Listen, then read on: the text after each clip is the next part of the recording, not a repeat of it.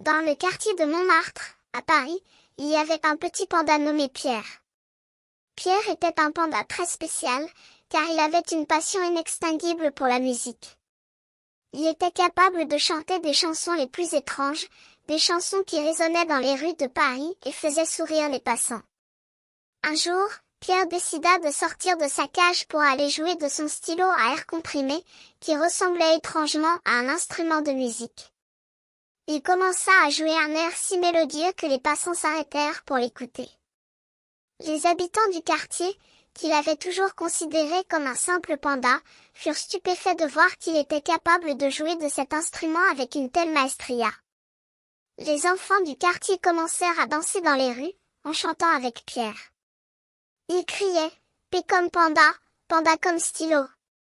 P comme cochon, cochon comme toi. » Les musiciens de la ville vinrent écouter Pierre jouer, et ils furent tellement impressionnés qu'ils lui demandèrent de rejoindre leur orchestre.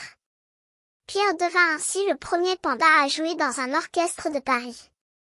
Il continua à jouer de son stylo à air comprimé, et ses chansons devinrent célèbres dans tout le pays. Les gens vinrent de partout pour l'entendre jouer, et Pierre devint connu sous le nom de Pierre le panda de Montmartre.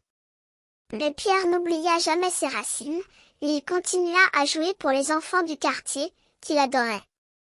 Il devint ainsi un symbole de la créativité et de l'imagination, et sa musique continua à résonner dans les rues de Paris, faisant sourire les passants et les enfants qui l'entendaient jouer de son stylo à air comprimé.